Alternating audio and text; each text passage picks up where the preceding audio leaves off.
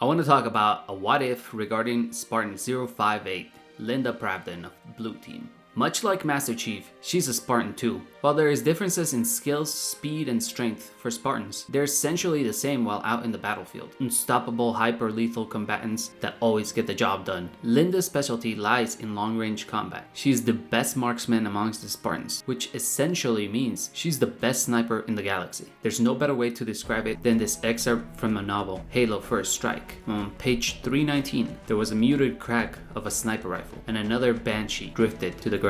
Its pilot failed by Linda's uncanny skill. 3 impossible shots, 3 kills. That was superb shooting, the finest shots John had ever seen. From Master Chief's point of view, it seemed as if the Banshees chasing him were just taken out by God himself, as Linda makes 3 impossible shots and follows them up with 4 more impossible kills. Alright, now that we have a grasp on who she is, let's pose the question. How would Halo be different if Linda had been with Master Chief for the events of Halo Combat Evolved? While most lore aficionados know Linda was aboard the Pillar of Autumn, the ship that took Master Chief and Cortana, Captain Keyes, and Johnson to the first Halo, some don't know how. See, right before the events of Halo, the invasion of Planet Reach takes place. Master Chief along with Linda go on a mission to destroy some navigational data on the UNSC circumference. They go on this ship to make sure the Covenant does not get any data regarding Earth's whereabouts. Right towards the end of the mission, the Master Chief and Linda get off a Pelican and she is hit with several supercharged Covenant plasma pistols. These shots go straight through her armor and she's gravely injured. She's presumed dead from how bad the damage was. However, in this what if, we're gonna assume the Jackals, Elites, and Grunts all missed. We're gonna go with the notion that she was perfectly fine aboard the Pillar of Autumn, and pick up from there to proceed with the events of Halo Combat Evolved. Mission 1, Pillar of Autumn. Master Chief and Linda get woken from cryosleep, and the events are almost exactly the same, except while Master Chief is heading to Captain Keyes, Linda and the Chief split up. She immediately starts fighting back against the Covenant. While Master Chief talks to Keyes and makes his way to the escape pods, Linda has been helping Marines do the same. Essentially, they end up boarding different escape pods, but this means more Marines make it off the Pillar of Autumn. Mission 2, Arriving on Halo. Master Chief and Linda crash land on Halo. Linda keeps her group of Marines alive while she reunites with the Chief. So this time it's way faster and once again less Marines die. You're gonna hear me say this a lot, but there's a point to it. After they reunite with Johnson, they have Foehammer take the Marines away to safety. Here you'd think I would split up Linda and Chief, but no, because Cortana immediately asks Foehammer if they can spare a few Marines for backup. So in this case, Master Chief and Linda head on into the Forerunner cave. She stays on the gun while he goes to activate this bridge. They come out the other side and start rescuing Marines left and right. This goes by faster with less casualties as Chief drops off Linda at one of the sites and then drives to another. After they each rescue one group of Marines, Chief drives to the third one and Linda meets him there. Spartans can run at about 60 miles per hour. They would not be waiting for very long. Except this time, Linda sees these Banshees overhead and she snipes the riders out. Instead of picking up the Chief, Foehammer only picks up the Marines and the Warthog. Master Chief and Linda take both the Banshees and escort the Pelican to safety. Mission 3, Truth and Reconciliation. Instead of going through with the gravity lift plan, Linda and Chief use the Banshees to sneak on board the Truth and Reconciliation, ultimately saving several Marines and a lot of time. This saved time means Captain Keyes and the Marines get rescued sooner, which becomes important later. Linda and Master Chief don't end up in this circular room and there is no Marines to defend. Instead, they basically skip all the way to this room, the hangar, with vehicles. As soon as they get past the shield and they're on board, they begin fighting the Covenant. Ultimately, this entire fight happens again, but not on the bottom floor. Instead, when they get there, the Chief signals Linda to land her Banshee on the top floor. He lands his on the second floor. She helps provide covering fire from above while Cortana tracks down Captain Keyes. They get to Captain Keyes way faster this time, which means Captain Keyes doesn't get to overhear the Covenant talking about Halo. So they don't get to piece together that Halo is important to the Covenant as a religious symbol or that it's a super weapon. So instead of planning to find Halo's control room, they plan on establishing an FOB, a forward operating base. While they do this, Cortana notices the Covenant communications keep on talking about the control room. And as she had mentioned, she thought it was from a ship she had damaged while on board the Pillar of Autumn. But with all the Covenant hanging on these messages, she picks up on the fact that it's way more important than that. So after they get set up, she suggests to Captain Keyes that they should go find this control room because the Covenant are spending all their resources trying to find it. She convinces Keyes and Linda and Chief go to the island with the silent cartographer, but this happens a few hours later than originally. Instead, it's already nighttime when they storm the beach on silent cartographer. So roughly anywhere between 10 to 16 hours later, maybe up to a whole day. Mission 4, silent cartographer. When we get to the silent cartographer, we see another pelican coming in, and just a few moments later we see another one. We can also find several downed pelicans and warthogs along the beach. So in this version, Linda landed on the other side of the beach, and Chief on this one. So everything goes similarly, but except in this one, when the door gets closed, forcing Chief to go all the way to the other side, Linda has already been there clearing it out. But playing through this mission, you find a lot of hunters. So many that Cortana has full hammer bring in some rocket launchers. So canonically, we have to assume that there is a lot of hunters, which means it's not just for gameplay. Therefore, Linda informs the Master Chief there's a lot of hunters, so Chief orders her to wait, especially since down there it's a lot of close quarters combat fights. But the rest of the mission plays out just the same though. They get the door open, go beat up the Ultra Elite, and find out how to get to the control room. Hammer comes to pick them up to head underground. Mission 5, Assault on the Control Room. This mission plays out very similar at first glance, but the main differences are, once you get to the bridge, Cortana says the Chief is gonna go help Fireteam Zulu. But in this case, Master Chief sends Linda to go save Zulu, so he can focus on getting to the control room. After rescuing Zulu, Linda and the Chief meet up at these doors. Usually you'll have a Banshee here try to fight you, but in this case, Linda killed the Elite riding it, and she took it to meet up with the Master Chief. After the Marines get taken to safety, Chief and Linda use the Banshee to get up here to the control room. Yes, in game, only one person can ride a Banshee. But if you remember that quote from the book at the beginning of the video, the way they escaped that situation is with Master Chief driving a Banshee and Linda hanging off the wings to escape. So they basically do the same thing here to get to the control room. At the end, Cortana tells Chief to run and get to Captain Keyes to stop him from getting to the fake weapons cache. And you'd think Chief goes to do that while Linda stays with Cortana to learn as much about Halo as possible. But no, Cortana tells him to go and hurry because she knows it's the Flood. So I imagine instead of telling Master Chief to go, she would make it clear for both of them to hurry as fast as possible. Mission 6, 343 Guilty Spark.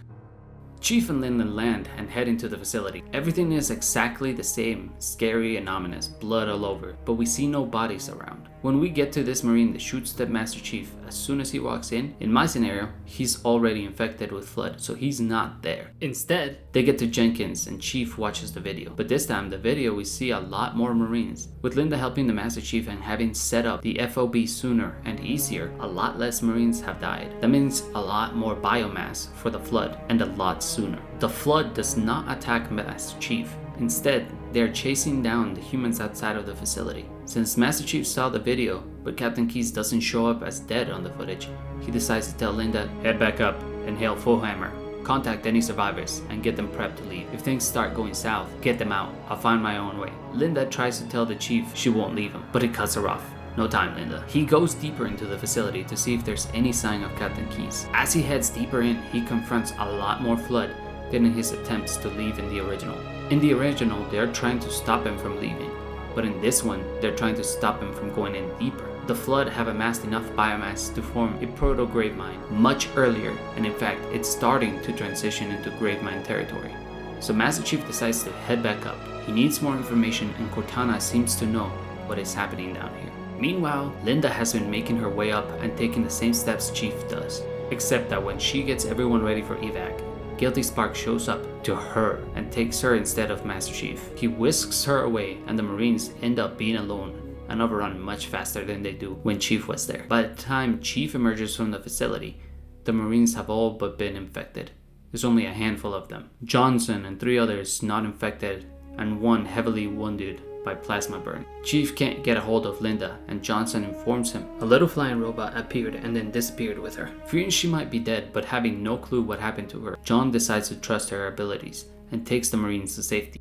Mission 7, the library. During this mission, everything is almost the same except it's Linda instead of Chief. She ends up being a bit slower than Chief though, as there is nothing but close quarters combat. Most of the infected are carrying around shotguns and plasma rifles. She's a bit out of her element, so she in fact is a lot slower than Master Chief at this task. But at this point, the proto-gravemind has begun thinking and scheming. It doesn't send as many Flood against Linda as it did against the Master Chief. Instead, it's trying to save some biomass to finish upgrading into a gravemind. While Linda is going through the library to get the index, Chief makes his way back to Cortana. When he gets there, she informs him of what Guilty Spark is doing and that he plans to light the ring by tricking Linda. Now, after being assured that Linda is alive, Chief and Cortana make a plan to blow up the Pillar of Autumn, and Master Chief plans to destroy Guilty Spark as soon as it gets there, but Cortana warns him that he still has the index. Instead, she sends Master Chief back to the facility where the Flood were found. See, in the original, there's no reason why and how Captain Keyes made it back to Truth and Reconciliation.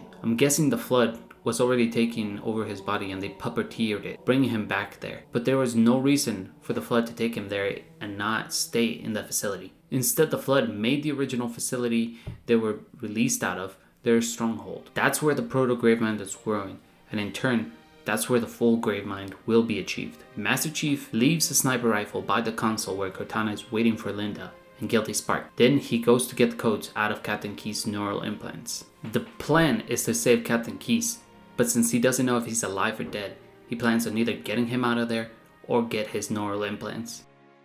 Mission 8. Two Betrayals. Once Linda gets teleported into Halo's control room, she immediately notices the sniper that wasn't there before, picks it up, and realizes Master Chief left it there for her. Now knowing she must be on her guard because something has to be wrong, Guilty Spark hands her the index so she can activate the Halo. But she's hesitant. Then this whole sequence of events basically happens the same. Cortana stops her and she ends up fighting the Sentinel, except she defeats them way faster. Cortana informs her of the plan and what she needs to do to EMP the 3 pulse generators so they can slow down Guilty Spark. This time Linda takes Cortana into her head instead of Chief. Cortana and Linda go through 2 betrayals, just as Master Chief did, almost the same. Mission 9. Keyes. Although meanwhile Master Chief is trying to get to where Captain Keyes' neural implants are, Cortana teleports Linda to Master Chief's location. Cortana teleports Linda to Master Chief's location like she did with Chief at the beginning of Keyes. But because she is less familiar with Linda's Mjolnir armor than she is with Master Chief's, her shields do end up damaged. She doesn't end up being damaged permanently though, but for the rest of the mission, her shields are working at about 30 to 40% capacity. That slows them down because Chief does not want to risk Linda becoming infected. Master Chief is upset with Cortana for risking Linda's life like this. He had told Cortana that he would handle this. She could have sent Linda to the Pillar of Autumn instead to get it ready for detonation. They consider having Linda stay back to hold the entrance instead, but just like in the mission Keyes, with the Covenant sending special forces to try to get rid of the Flood, they send them here. So the Chief and Linda end up sandwiched between the Flood, Covenant elite forces, and more Flood. After a grueling battle to get to Captain Keyes, they finally get to the Proto-Gravemind. The Proto-Gravemind is finishing its stage transition to a full Gravemind, so they have to hurry to grab the codes and run out of there. While making their way back out, Chief and Linda have to fight through the Flood versions of all the elites they just killed. The Flood have started to act smarter. The Gravemind has finished spawning, and just like how it started sending psychic messages to Chief in Halo 3, it starts to try to intimidate the Spartans. With no success, it moves into a secondary plan. The Spartans notice that there is less Flood than expected out near the entrance, but there's no time to wait for Foehammer. They hijack one of the Covenant Elite Force transports and use that to escape the Moshi Pit. Mission 10. The Maw. While on the dropship, Cortana fixes Linda's shields, and she is then returned to Master Chief. Chief and Linda, instead of crash landing into the escape pod exit, use the dropship weapons to breach the Pillar of Autumn's hull, somewhere that's already damaged. They land the dropship on top of the Autumn and drop into it. Their path to the control room is a lot shorter this time, but because the Gravemind had calculated that the Spartans planned on blowing up the Pillar of Autumn, it had been sending all its forces there.